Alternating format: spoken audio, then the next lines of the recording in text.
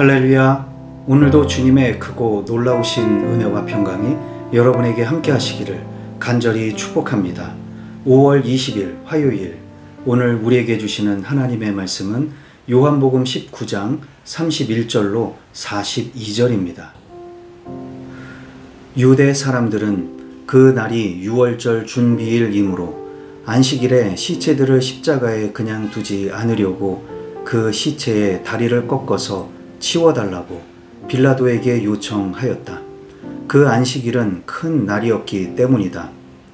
그래서 병사들이 가서 먼저 예수와 함께 십자가에 달린 한 사람의 다리와 또 다른 한 사람의 다리를 꺾고 나서 예수께 와서는 그가 이미 죽으신 것을 보고서 다리를 꺾지 않았다. 그러나 병사들 가운데 하나가 창으로 그 옆구리를 찌르니 곧 피와 물이 흘러나왔다. 이것은 목격자가 증언한 것이다. 그래서 그의 증언은 참되다.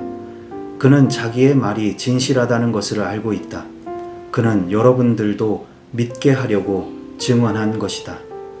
일이 이렇게 된 것은 그의 뼈가 하나도 부러지지 않을 것이다 한 성경 말씀이 이루어지게 하려는 것이었다.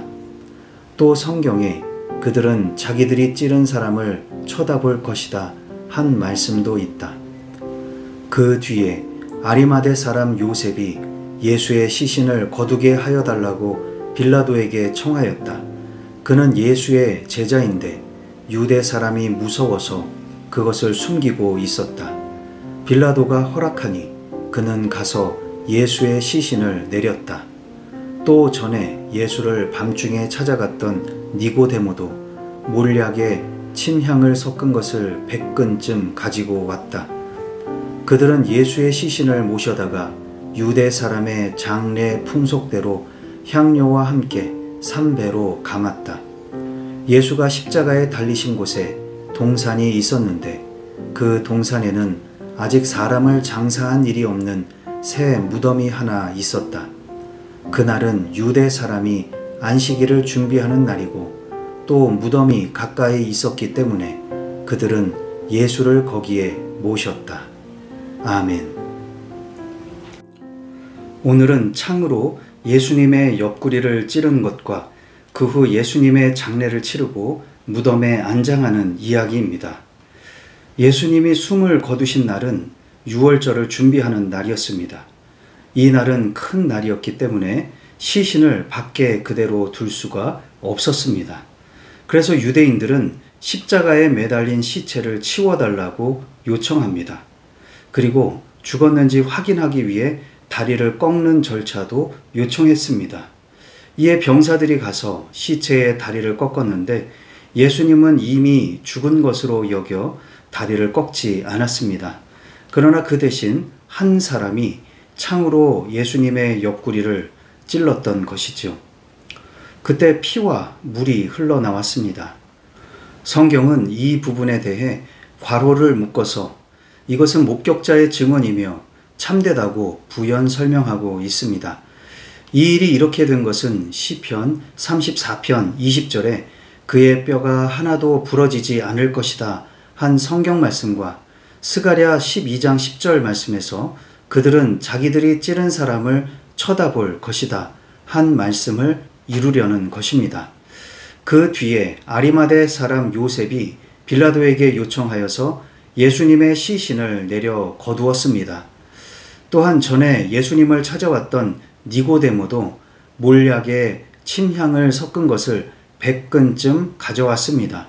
이것은 약 34kg에 해당하는 굉장한 양이었습니다. 그들은 예수님의 시신을 향료와 함께 삼배로 감았습니다.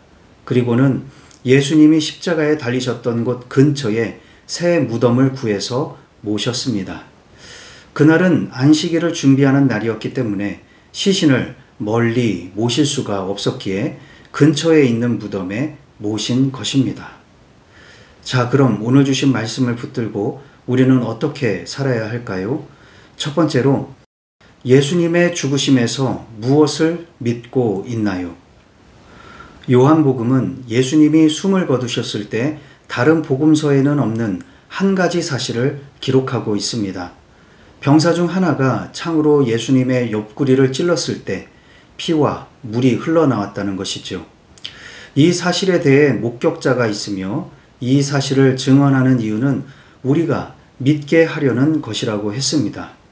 성경은 과연 무엇을 믿게 하려는 것일까요? 성경이 기록되었던 초창기 교회에서는 예수님에 대해 오해가 많았습니다. 그 중에 하나가 예수님이 인간이 되셨던 것은 그저 인간의 모습으로 나타난 것뿐이지 실제로 인간은 아니셨다는 것입니다. 이것을 가현설이라고 하지요. 그런 잘못된 믿음을 바로잡기 위해서 요한복음은 그 현장에 있었던 사람의 증언을 기록해 놓은 것입니다. 예수님은 그때 분명히 피와 물을 흘리셨다는 것이죠. 흔히 우리가 피도 눈물도 없다는 표현을 쓰는 것과 같은 맥락이라고 생각하면 될 것 같습니다. 예수님은 우리들처럼 그 속에 뜨거운 피가 흐르셨고 눈물도 흘리셨던 진짜 인간이셨습니다. 예수님은 사람이 느끼는 감정과 고통을 그대로 느끼셨고 죽으심도 그대로 느끼셨습니다. 왜 이렇게 사람이 되셔야 했을까요? 우리와 똑같이 되셔서 우리의 죄값을 치르기 위해서이지요. 이 놀라운 성육신의 은혜와 신비를 믿게 하려고 이 사실을 기록하고 있는 것입니다. 이것을 믿고 잊어버리지 마시고 이 놀라운 은혜를 다른 사람들에게도 증언하시기를 바랍니다. 그들도 우리와 같이 믿고 구원을 얻을 수 있기를 소망합니다. 두 번째로, 예수님을 위해 앞장설 수 있습니까? 아리마대 사람 요셉과 니고데모가 예수님의 장례를 치렀습니다.